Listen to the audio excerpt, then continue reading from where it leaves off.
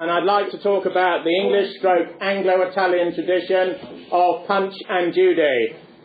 Now, I saw Punch and Judy first when I was about 4 years old, and almost everyone in Britain has seen it at some time or other. The first thing that strikes you about it is its colour and its vigour and its sort of moral stroke amoral violence. If you remember, it used to be down at the seaside pretty much, but it's now gone indoors as a sort of under-fives form of entertainment. Now, the man who does Punch and Judy is called a professor.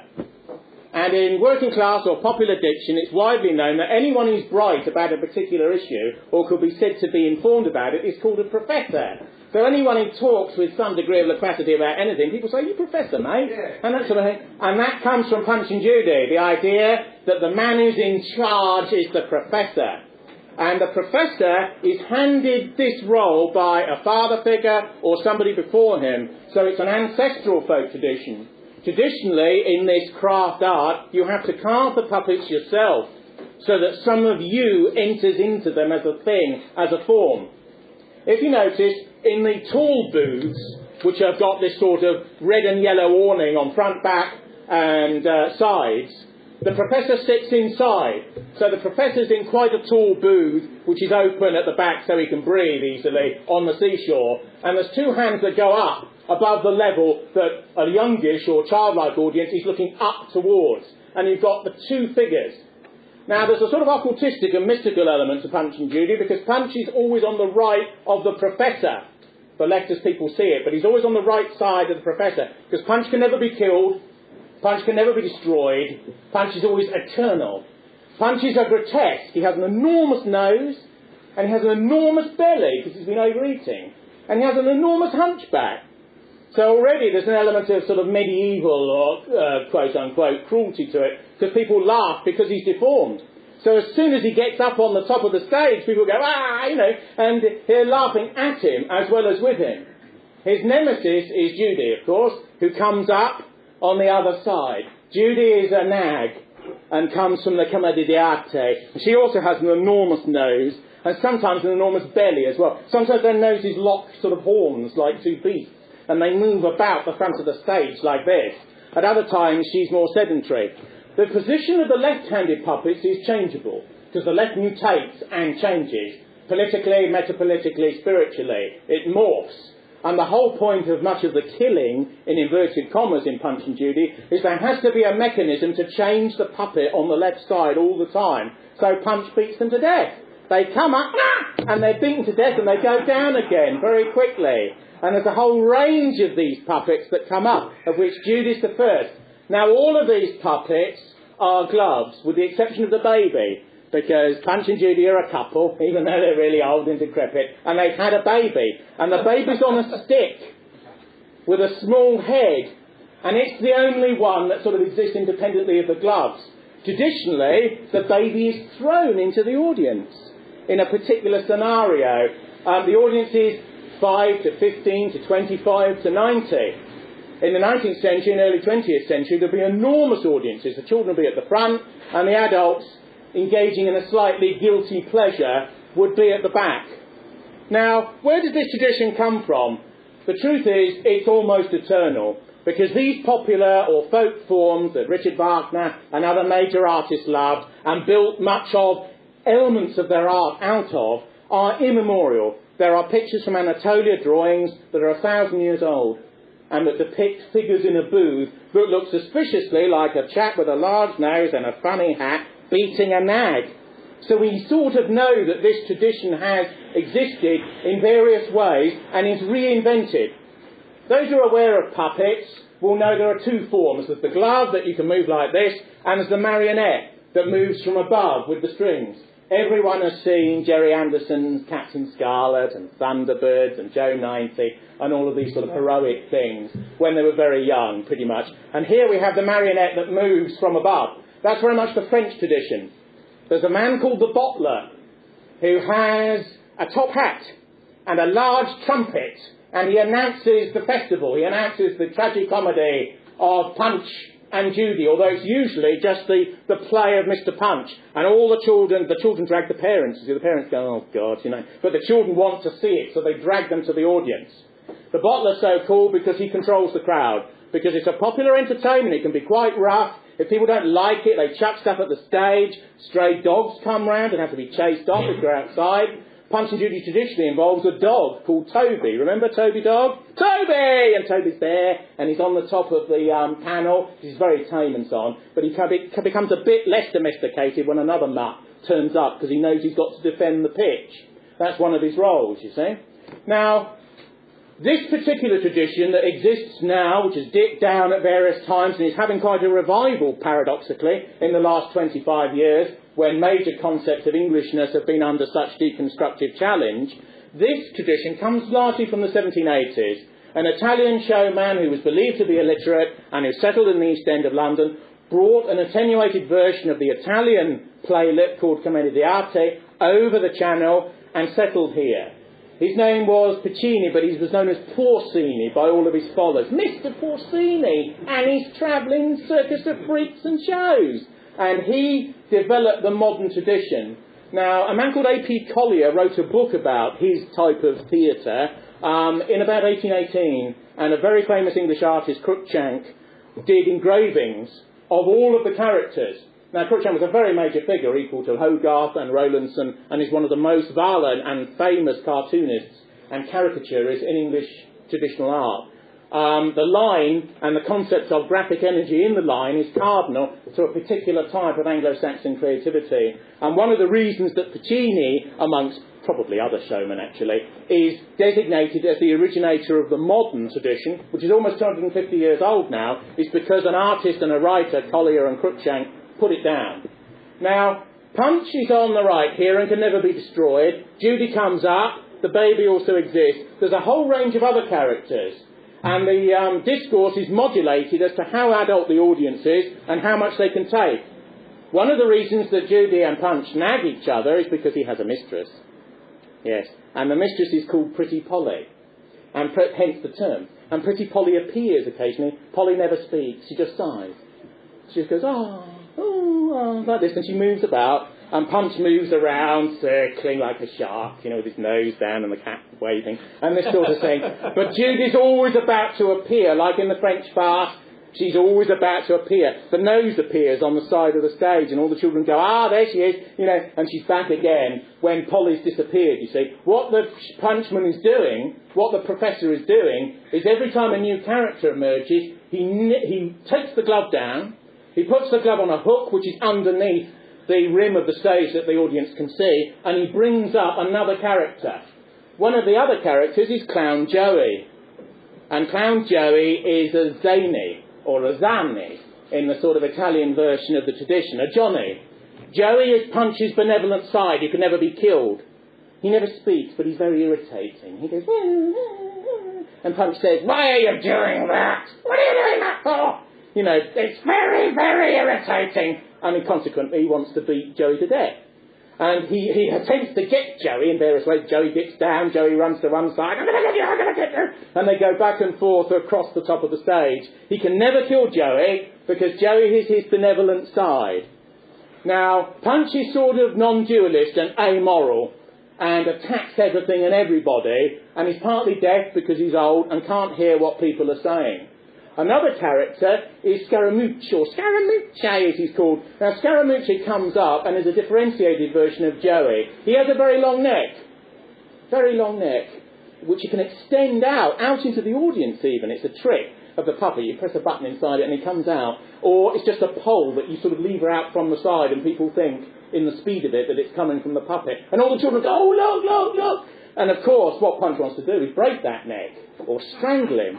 So he tries to get over him and strangle him, of course. But he's indestructible, like Joey, his principal. Another famous character is the crocodile. The crocodile appears and he's green and has a very long sort of snout with teeth. And the crocodile is a relative of the dragon, which existed in the medieval mystery plays of the Middle Ages. The mystery plays usually involve a Christian icon, such as St. George, beating the dragon to death. The medieval idea being that the evil in the character, the puppet, is beaten out of the character.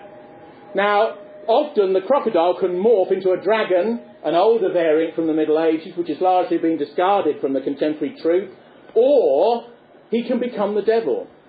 The devil appears in Punch and Judy in red with horns.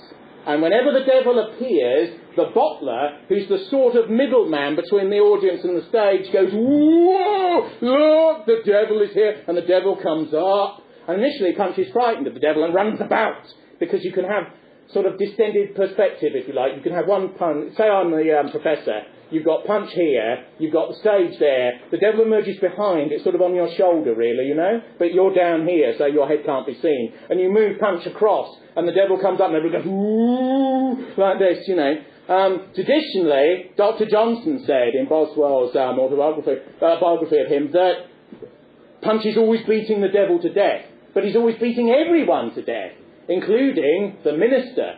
The minister, or priest, or Methodist, as he's sometimes called, is the sort of Christian figure who appears. His hands are glued together because he's so pious, he's always praying, you see. And he comes up, and he says, "Dearly beloved, you know, we all love Punch. Punch is a sinner, we pray for his reclamation." And Punch says, "Shut up, you old clod!" and beats him over the back of the head, and he goes back down under the top of the stage.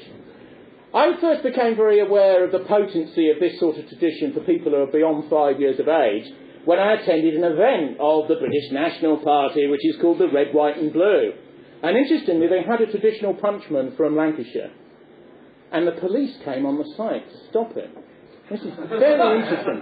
The police came on the site to stop it. And the reason that they said they were going to stop it is it didn't have an entertainment licence. And this is how things are done in modern Britain. There's a sort of ideological overlay to this, but these are just blokes obeying orders, and they say, "You look, don't be boring, we've got this thing to enforce, obey us. We don't agree or disagree with it. We're merely functionaries, just a pair of hands," you know. And that's the view that they have of themselves, essentially.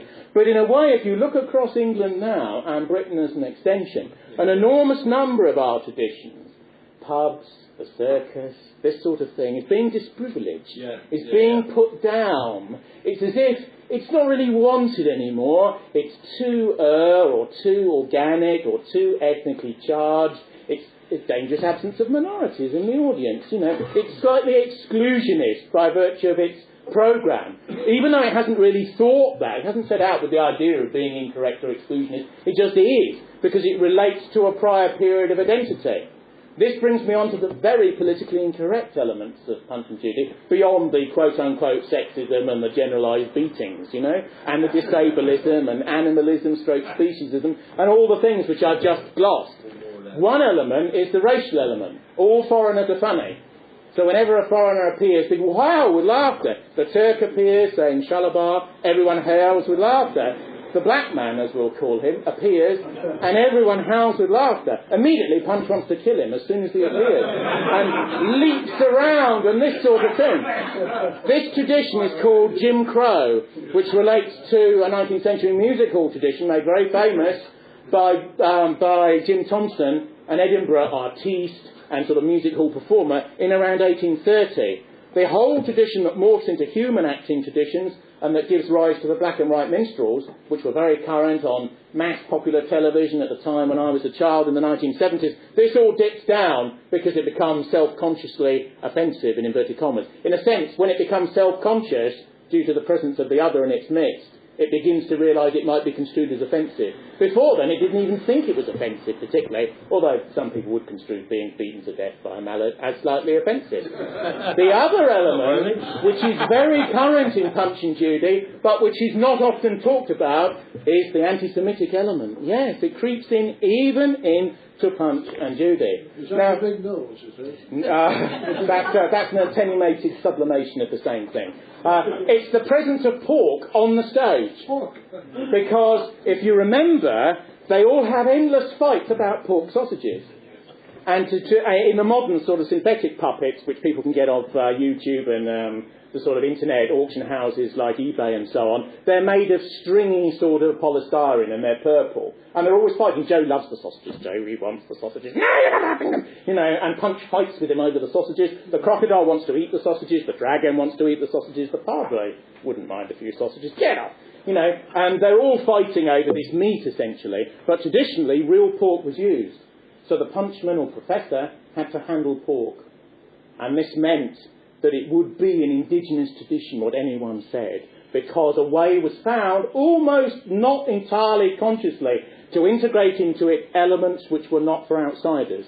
So this is how, in a sense, folk culture evolves. It implicitly excludes those that it wants to exclude, essentially. And that's done quite deliberately. And there are great routines about he wants to turn all the other characters into sausages. He develops a machine and he puts it on the stage. And a policeman comes up, hello, and what are you doing, And he wants to turn Joe into a sausage. He wants to turn Scaramucci into a sausage. He wants to turn everyone else into a sausage. The crocodile comes up and wants to eat them. There's lots of sort of jiggery-pokery with pans, because you cook the sausages in a pan and all this, and somebody grabs the pan and he belts them and they go down again and come up behind, and if he kills one he feels bad about it, but he doesn't really. I haven't got a conscience! And they all scream, you haven't got a conscience, and then he screams at the children, liars, liars!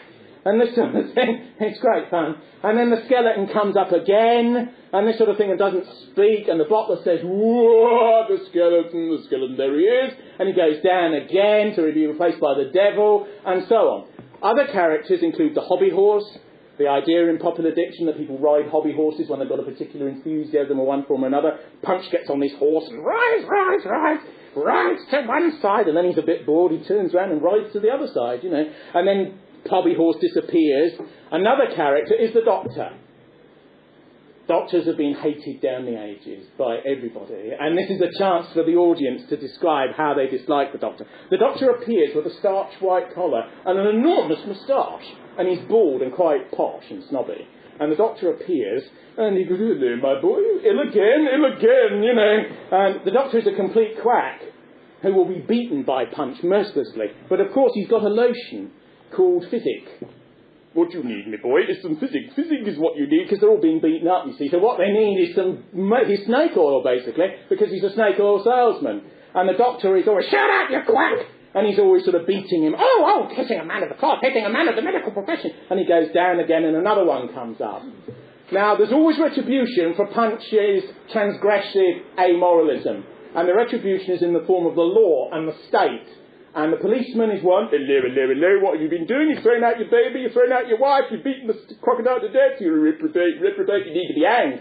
And Punch is deaf, you see, because he's old. And he always says, I don't want to be fanged. No, hanged. Fanged. Spranged. No, hanged, boy, you're going to be hanged. You understand? You're going to take some rope, says the policeman over here. And Punch says, I don't want any hope. I don't need any soap. No, he says, rope. And the children are howling because of all of these lexicographical and grammatical and sort of verbal mistakes, which Punch knows full well, because he's dragging out the moment when he's going to be hanged. The traditional way in which he's going to be hanged involves a whole miscellany of characters, some of whom appear or not. Sometimes they're just melded into one. There's the hangman or the executioner who has a hood over his head, and he's often called Jack Ketch, who was a very famous executioner at the beginning of the 18th century. Indeed, when the body was thrown to him, people in the audience would say at Newgate, catch that, me old son! Because Ketch is a catcher, And when he often throws the baby to Ketch, saying, get out of that, mate! He sort of gets hold of it and goes down at one end of the stage and then pops up again, oh, I'm having you, boy! And this sort of thing. The other figure of amusement, stroke contempt, stroke state power, is the beadle. The beadle, who's a figure that sort of died out in English life. Traditionally a figure that imposes parishional law on behalf of a rather faceless magistrate in the neighbouring town. The beadle, or as Punch calls him, the black beadle, don't call me that. Have you no respect for a man of the law? This is the beadle's view. The beadle directs the gibbet, upon which Punch is going to be hanged for his many, many infractions, which are almost too numerous to mention, including beating the devil to death. But we'll come on to that a bit later. There's that building the gibbet is very important, even though it's usually just a noose in the middle of the yellow and red stage. And sometimes the judge is involved, the beadle is involved, the hangman's involved, the policeman's involved, and they're all building it. Punch says, I don't understand how you are to be hanged. And he gets them to illustrate how you're going to be hanged, you see, which is how he traps them. So the beadles, in a very famous, world-famous Punch and Judy skit, if you like, or performance within the drama, the beadle says, do you mean you've lived for several centuries and you don't know how to be hanged? And he said, that's right, I don't know, I haven't mastered the gift of it, the old son.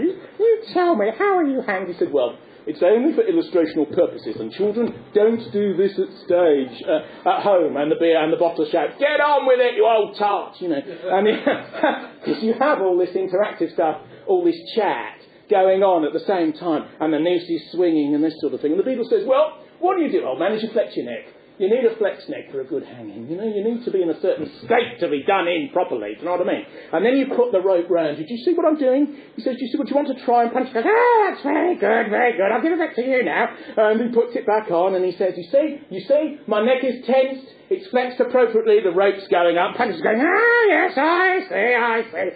So you sort of know what's coming. And then the box comes out.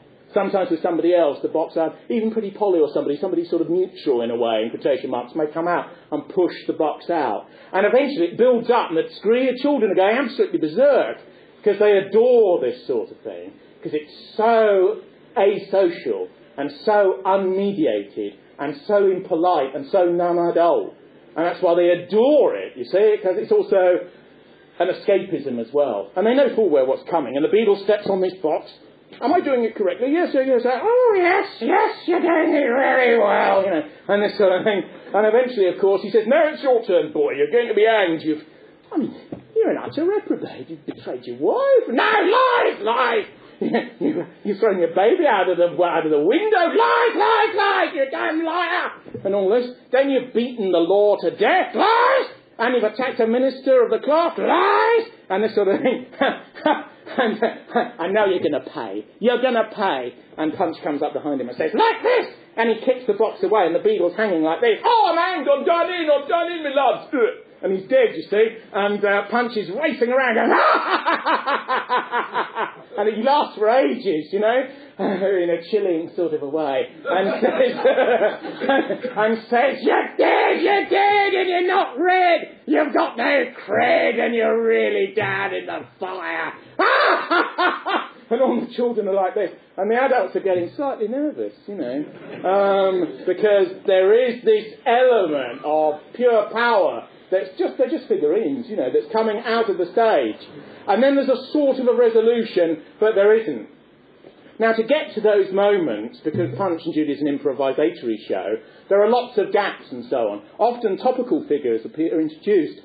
There was one show in Brighton with a well-known Punchman, Byram, or one of the others who's well-known, where Saddam Hussein figured, where Osama bin Laden figured once, and that was said to be offensive, so that had to be changed. Because, of course, these are just figures against which whom you spit, you know, and throw potatoes and that sort of thing, you know. They're just sort of mob, we're against them figures. Occasionally, Alex Ferguson's head will appear, you know, and people hiss and boo and throw stuff at it. You know, this sort of thing, because almost it's integrated. Anything can be introduced.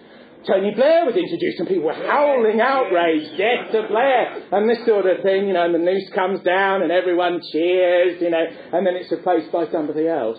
Some of the most famous skits are the following. The thing begins and Punch comes on from the right side and, hello, boys and girls. You know, it sort of begins quite slowly and then Judy appears. Oh, God. Hello, darling. And she produces the baby. The baby appears in the middle of them as this stick. And Punch initially likes the baby. He goes, oh, so nice, yes, lovely. And then the baby starts crying.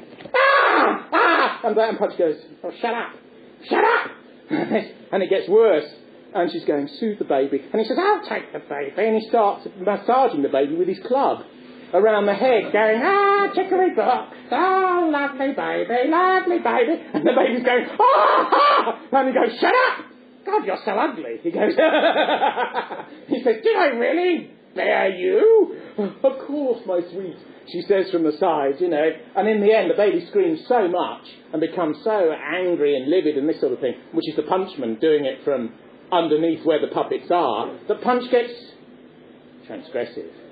And he starts to indicate he's going to throw the baby into the audience. He goes, 1, 2, 3, and people are going, no, don't do it, and others are going, go ahead, boy, you know, and And the bottler's going, now, is he going to throw it, children? Is he going to do it? Is he going to do it, my God? You know, and they all go, yes, and some go, no. And in the end, he throws it right into the audience and that sort of thing. And Judy goes, oh, and almost collapses down because she's on this side. And the professor goes, whoop, and she goes down, and Punch is there. And Punch capers about like a madman, going, no more trouble with that one, you know. And suddenly the skeleton appears, his conscience. And the bottler goes, ooh, there he is. And he's there, but Punch can't see it, you see, because he hasn't got a conscience. But he's worried by the presence of this, or numinous, the presence of this force, this slightly metaphysical idea, his conscience, which he hasn't got. So he runs about trying to find your conscience, because if you've lost it, you need to find it, don't you? So he's trying to get it back. Where have you gone then, you know? And so he sort of looks, and then the skeleton can come down again to be replaced by Joey. And everyone loves Joey, you see, because it's Punch without any malevolence, which is why Punch can never destroy him. But he's very irritating, Joey. You know, he's always going, and doing little experiments, you know, and this sort of little tricks. And Punch goes, God, you're so boring, I want to beat you to death! You know, which is, you know, a response to a bad and tedious vaudeville term. And so Joey always escapes and always manages to get away, and usually reappears with sausages, which Punch adores. And Punch goes, sausages! And they follow each other round, and there's a sort of little bit of a hob that comes up and is put on the tray, because there's a sort of platform outside the basis of the stage, and Punch is looking over and that sort of thing, and the sausages are sizzling, and the Prado comes along and says, you wouldn't give me one of those out of Christian charity, would you? And Punch says, no! And hits him in the head, and he disappears again. And then various other characters come up again, and the crocodile appears, because the crocodile is drawn by the sausages. Now, whenever I have performed Punch and Judy with the puppets, you know, for children and adults and children of all ages, and I always configure the crocodile with an Ulster accent. I don't know why. But I think he should have an Ulster accent, you know what I mean? I want those wee porkers. I want them. And I'm going to wait bloody well have them, you know what I mean? You know what I mean? And he comes up like this, and Punch says, you Irish buffoon! Like this.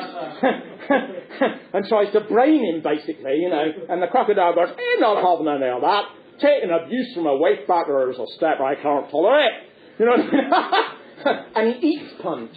He eats Punch. He eats his head. The mouth comes round his neck and head and begins to drag him in. And Punch is sort of tipped up. Sometimes he actually comes out of the puppeteer's hand, which dispels the illusion. But the children have so bought in, and the adults as well, have so bought into the illusion by that time, that these little sort of blips don't matter, because the thing has become magical for them. And Punch is going, I'm dying!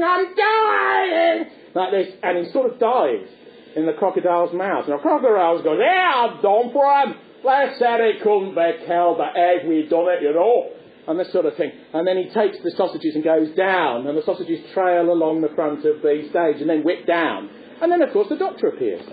Because when you're dead, you need a doctor, don't you? You know. And the doctor appears and says, Punch, me boy. You're right. Punch, you look a bit peaky, old man. You know, you look a bit peaky. And Punch is going, I'm dead. And the doctor says, you don't look too dead to me, old man. You look rather all in. All in, you quack! And he says, come here. And the doctor comes along because he wants to administer the physic. He says, what you need, Punch, is some physic. You need some physic, my boy. Physic! But rub it on your backside, rub it on your spine, rub it under your heart, rub it under your throat, rub it over your brain. Physic in the morning, physic at tea, physic in the evening, physic for me. You know, and that sort of thing. And Punch says, shut up, you quack! And beats him almost to death, you know, and he disappears, and the minister comes up. And says, Punch, you've had a near-death experience. Has this turned you towards the revelation? And he says, no, get off, you quack! And he goes down, and the minister always comes up and says, dearly beloved, let us sing for Punch, let us pray for Punch, and when we are finished, buy me a drink. Like this, and then he goes down again, you know. And then, of course, it's the beadle. Punch, me boy, fighting with crocodiles, stealing sausages, throwing babies, beating your wife to death. But she's alive! And then she reappears again. You know, Judy, you know, Punch, what's happened to the baby? Nothing's happened to the baby. Is the crocodile eating the baby? No! Because what the Punchman is doing is he's improvising on certain tropes, certain themes, certain set pieces, and he fits them together in various ways, but the way in which they occur rather like the way I sort of speak at these meetings, is not predetermined. So the logic is there, but the way in which it unfolds before you happens, heuristically, it happens in the moment. So it's a sort of existential tradition, but they know where they're going. They know they have these particular set routines, particularly involving the big characters. The wife, Judy, the mistress, Polly. Polly comes up, and Punch, leering over the stage like a dirty old man, you know, comes right over the stage, and goes, like this. You know, what a package! He says, what a dolly! What a Polly, eh? And she doesn't speak. Speak, me love. He says, speak words of endearment. Nothing to say? Because she's mute, you see, so she's got nothing to say, you know. He goes, and he's going round like this. This is usually slightly excised for the under fives, you know. But she's there, and she's in some ways the motivation to the action. Because, you know, what a lovey, he says of Polly. What a lovey, she's appeared, and she's already in love with me, and we've only just met. And then Nemesis, Judy, appears, and he goes, oh, God, it's Judy. And Judy appears, hello, Punch. And he says, what do you want?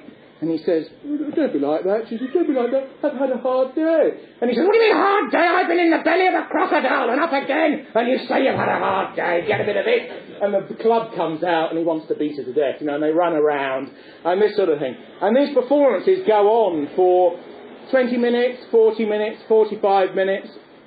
The professors, well, you know, needs a break afterwards because it's quite exhausting, but extraordinarily exhilarating because you give out such power and such energy.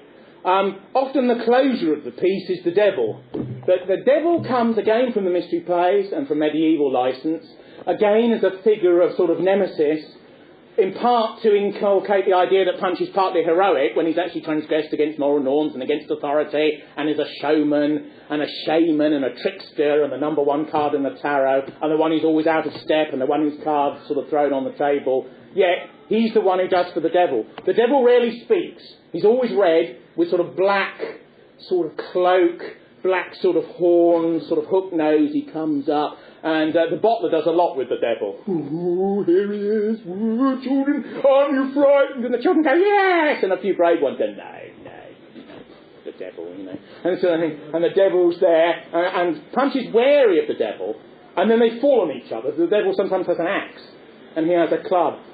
And they're fighting each other. Don't forget, Punch is on the right side. The devil, spiritually, occultistically, is on the left side. Sinister. There, you see, the devil. And they grapple with each other like this. And it gets very violent. It's been known in their excesses for Punchman to fall out of the stage in front of everyone. And they gather it together again quickly and keep on.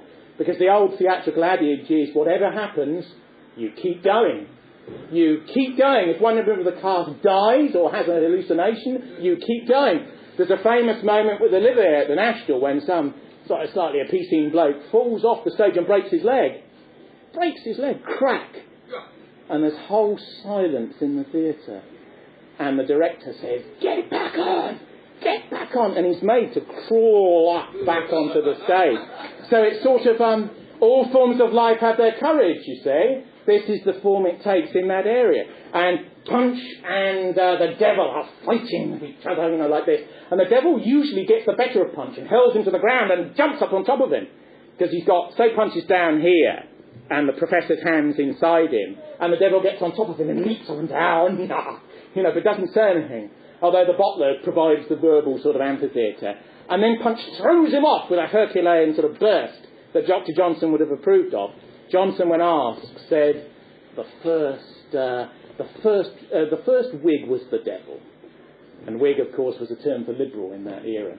And eventually Punch gets on top of the devil and beats him very severely, beats him down to the ground. The devil gets up again, throws him off, he's down on the stage, the devil he leaps on top of him. Punch gets more and more strong, the right seems to dominate, the left more and more. The devil squirms and gets to the side, he drags him back, he gets on top of him, he beats him, he starts leaping and whooping and that sort of thing, and eventually the devil dies and expires. And the bottle comes out from round the back and goes, children, lords and ladies, mums and dads, the devil is dead, the devil is dead, and the man is done it, I give it to you, is Mr. Punch. And he takes a bow for killing the devil. He goes, thank you very much, thank you. Mine's a fiver. And the devil's lying there. And there's this amazing moment, which for many years the church used to try and ban these performances, because they're often performed outside Mass, they're often performed outside in the churchyard, and they try and move it onto secular ground, if you like. And also too many people would come in directly out of church and watching it, this rival and or other entertainment. And he leaps on top of the devil and screams, the devil is dead! The devil is dead! The devil is dead, and now you're free to do what you want! Which is quite a sort of transgressive idea, of course. This is an under 5 audience, And then he dips down.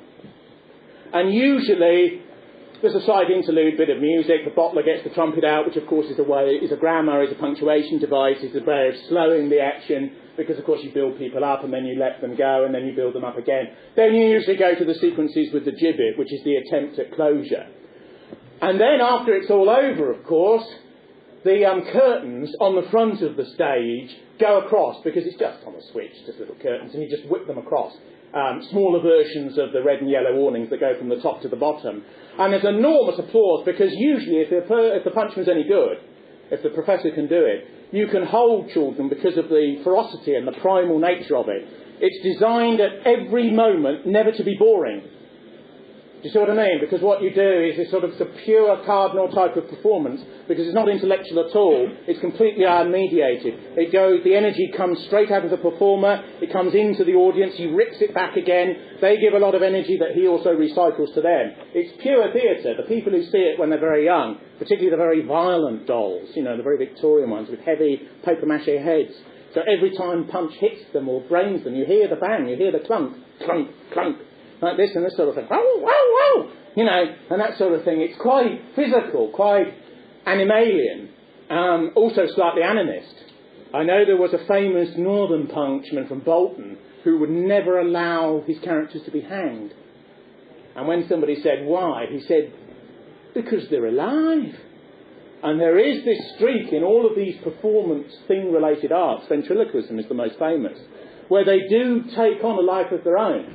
I knew a ventriloquist, and the doll would be in the corner of the room, and the doll would have grey skin and these big red rubbery lips. The doll was completely hideous and had long nails like this, and had a sort of pointerall suit, with a bow tie and a striped waistcoat and that sort of thing.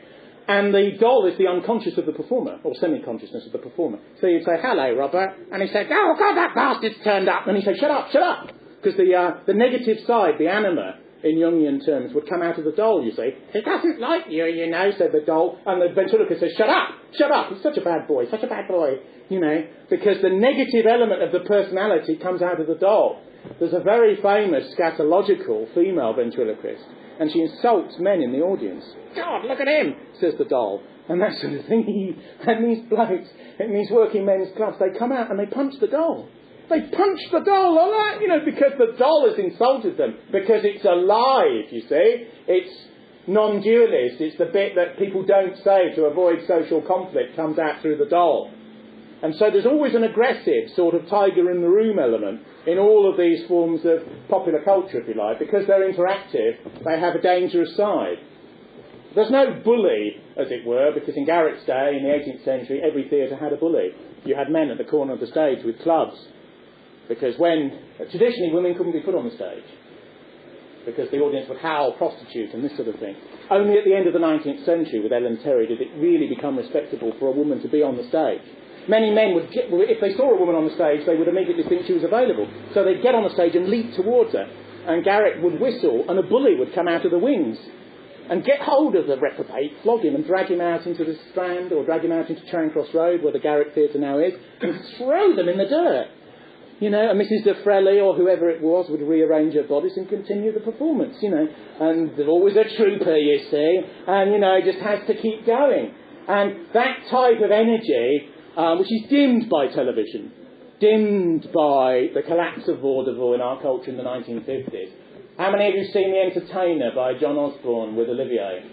When at the end, there's only 3 old dears at the back of the audience, music hall's dying in the 50s, and Olivier says, I'm dead, loves. Dead behind the eyes, he says. He's painted up like a clown and so on. Dead, dead. And one of the old dears at the back says, God, this isn't much fun, is it? You know?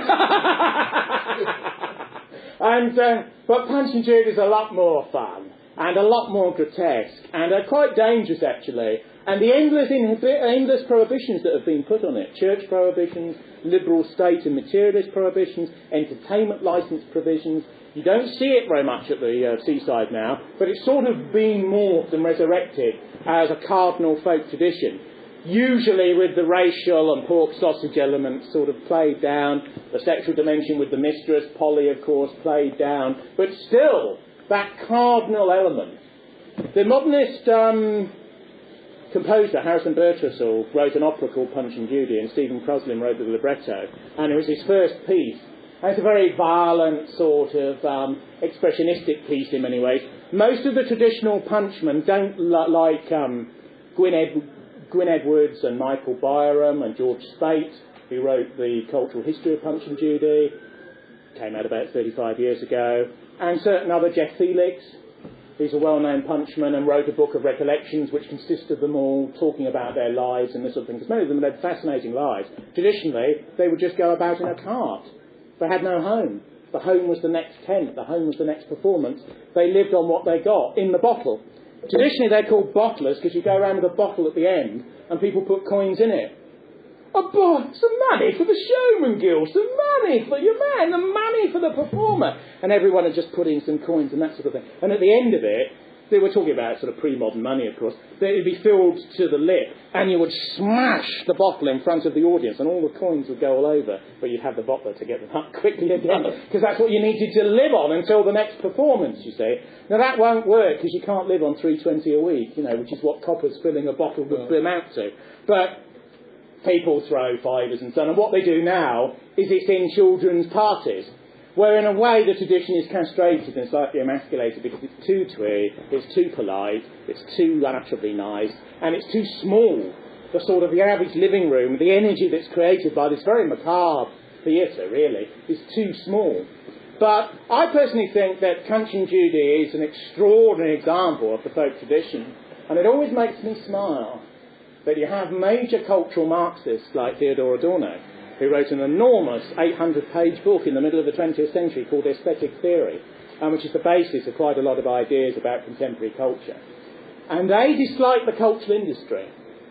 They dislike the culture that the industry that provides Madonna and Michael Jackson as the colophons, as the things, the icons which you are drawn to adore. You know, the Amy Winehouse types, you know.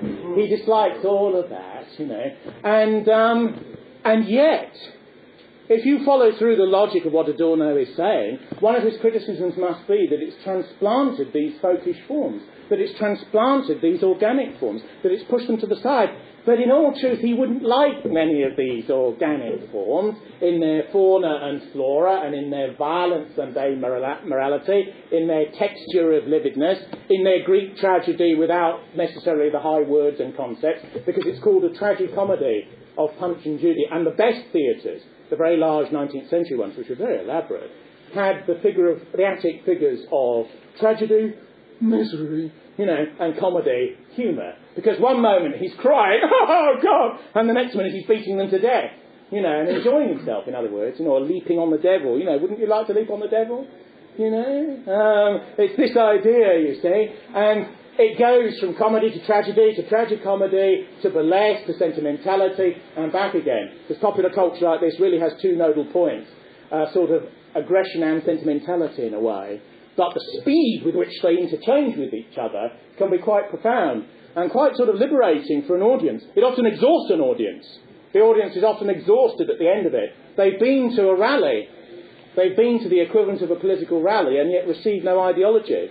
That's the trick of that type of performance.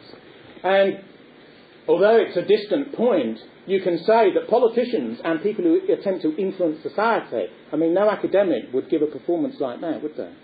It's contraindicated. You can't do it because it's a sort of carnal type of culture where it's a physiological performance. The words are largely noises, which is why Punch is always making noises, you know, all the time, you know, along with the general thing. One point I haven't made is that the punchman has a device in his mouth called a swazzle, through which he creates this sound. Now, you can create it without that, of course, but the tradition is you have this thing in your mouth. This is quite difficult because you have to have it on a chain or a bit of rope, because when the swazzle's in your mouth, you're going punch, hello,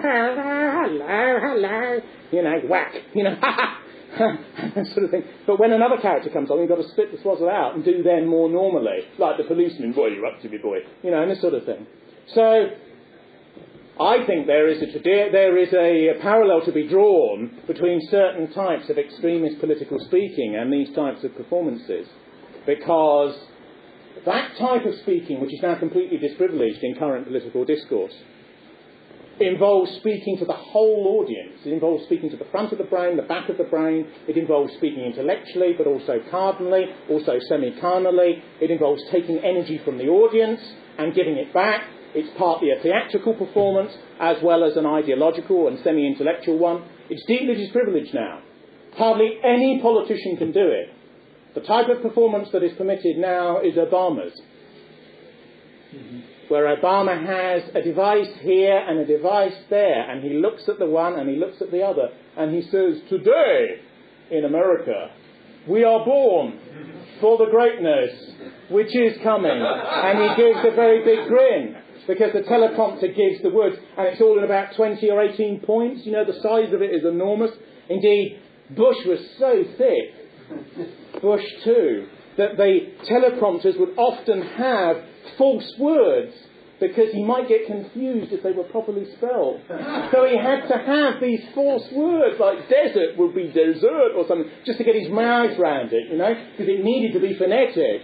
So he would grasp it, so he wouldn't say, gee, what's that? You know, in the middle of it, with the whole media watching him, you know. These terrorists that we need to punish, you know. It's like Jerry Adams' Gaelic. Have you ever heard Jerry Adams speak Gaelic? Which is his political use of language. He speaks Gaelic like this. John, Lamont. It's like that. It's just for effect. It's, you know, John said on the mat. You know, it's a political use of language, because if you speak too aggressively, too unself-consciously, too much with a theatrical flow, it's regarded as fascistic. I remember David Owens once, and David Owens is a very poor speaker, you know, sort of paint drying sort of a chap, but he always used to address his Social Democratic Party, that tiny little party that split away even from the SDLP, if you remember all that bother, about 20 years ago. He used to address them in a slightly authoritarian way. He'd be in black, they'd be down there, he'd be up there, and people talked about the new Caesarism, you know, I mean, David Owen, you know. But even something like that, which was not trying to befriend the audience, which was not feeling the audience's pain, which is the Blair and Clinton thing, you know, I feel your pain. I feel your pain, you know, you're reaching out into the audience. You know, these sort of a lie, which of course it's a lie, it's a sort of therapeutic discourse, rather than a militaristic one. Do you think Julius Caesar in front of the legions would have spoken like that? Oh, do you think Napoleon would have spoken like that? Do you think even Ulysses S. Grant, if you like, you know, would have spoken like that? Or leaders on the Confederate side? Do you think Montgomery could have addressed the 8th Army like this? You know, reach out to the tankman and say, I feel your pain, you know, and all this. You know, and when you realise that the discourse shapes the nature of the society and shapes the nature of the minds of the people in the society. If you say to you, I'm sorry, you know, you're going to get old, you're going to die, and this sort of thing, I'm so sorry. What sort of a society will you have if this isn't your last word, but your first? Your first word when you go to a mass audience. The important thing about public speaking is never to be afraid. The second important thing is never to give a damn. And that means you can just get up in front of people. The third thing, which is an old actor's technique, is you must never be frightened of making a fool of yourself. In actors' college, you go on and they all laugh at you and they think, look at that idiot, you know, and they almost throw things at you and you're sort of, imagine breaking your leg on stage and all this. Because once you've made a mistake, you're less afraid about making another one, because you just step over the prospect that you might make one. Another trick to all real performance is domination of the audience. You have to be up there and they're looking at you. And all rock stars and all these other people who use some of these techniques, because they've gone into those areas, you see, they're not allowed militarily too much, They're not allowed at all politically because they're mentally authoritarian. So they've gone into other areas. You can never destroy anything. You can just displace it, usually to some internet site you haven't taken down yet. But there is a degree to which these sorts of techniques are very, very useful, particularly in a democratic age, because you can speak to 40 and speak to 3 million using the internet as the weapon to do so. And the irony is, you see, in politics you don't speak to people's minds. You speak to them physiologically.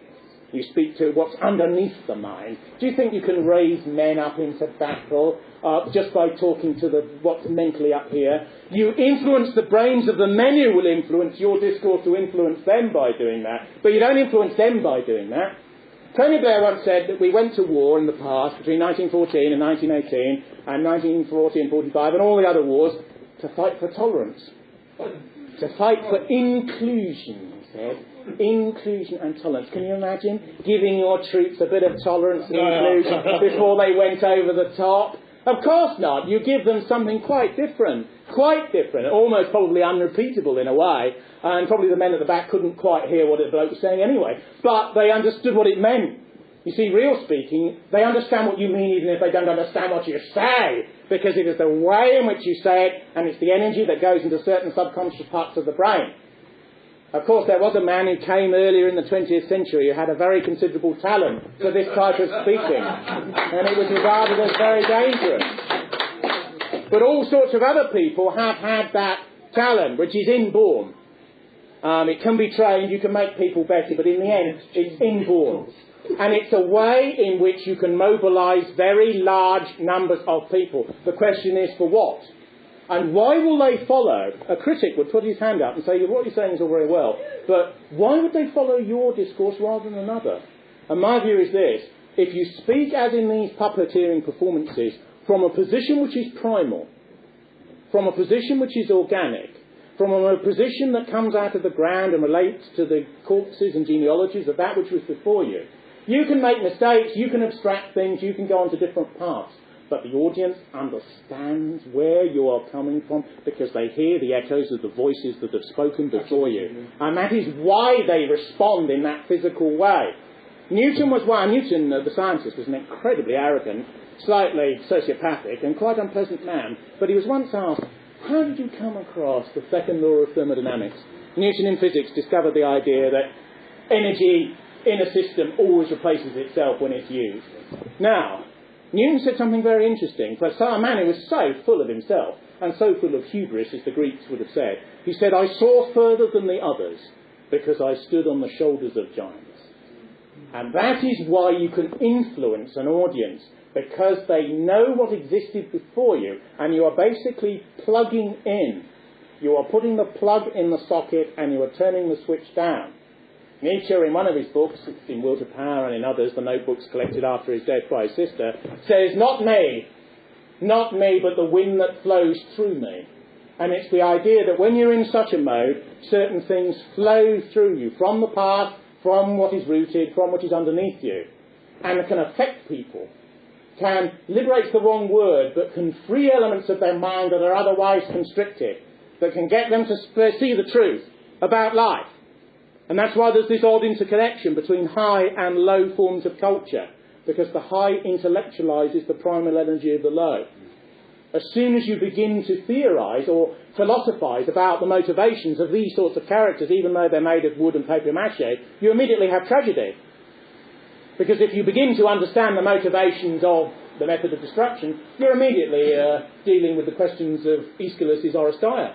You leap from the very low, if it's organic and rooted, to the very high, and can go back again. This is why liberal society is sort of cancerous, ultimately, of real culture, because it divides the interconnectedness between the high and the low, and prevents the energy coming up from beneath, from the bottom to the top. A real culture has everyone involved in the culture, not watching the idiocy of Ferguson's latest team of foreign imports, but understanding the nature of their own culture from top to bottom. In Shakespeare's day, the whole society was in the theatre. The lower class, the middling class, the upper class, they were all there. All the sword fights and the extreme switches of scenery and the instantaneous scenes that suddenly, they're full of language, but they shift and they're very quick. That's to keep it going so people won't get bored. The jester, the fool in Lear, sort of give me your hand. Ooh, I don't know where it's been, that sort of thing. If they were bored, they got tomatoes. Yes, and if they were bored, they would throw fruit and nuts out of the pit, at the actors, and they realised they had to sort of speed things up. So Henry Irving in the 19th century was very funny. Whether Henry Irving and David Irving are at all related, I've got no idea. But Henry Irving is the greatest actor of late Victorian England, always played monsters. Always played Mephistopheles, always played these sorts of characters. But when he forgot the lines, he would make it up. Because he was such a so-and-so. If he was on the heath doing Lear, Ho, bloody beadle, why dost thou whip that whore? Thou lastest to use her for that kind. For which thou whipp'st her. Which is a couple of stanza from Lear. And you can't remember the next bit. He'll just go, and as the owls do breach the lofty turns of this tree a storm, which he's just made up, because you've got to have that sort of facility to continue it. And there's somebody in the wings desperately sort of trying to get a message across to you as to what you should be saying, which of course is why the wings are there. Because when you forget your part, the bloke's got to go, no, and try and give you a bit of it. And, but the theatrical dimension, the excitement, think how exciting those political meetings would have been before television. Think how innovating and energising they would be. After one of those sorts of meetings, you'd want to take your entire society over, wouldn't you? Rather than just go back and watch the X Factor on the box. Do you know what I mean? You would feel invigorated and empowered, wouldn't you? Yeah. And that's the purpose of these. They're almost like secular religious events. And that's what these forms of culture are.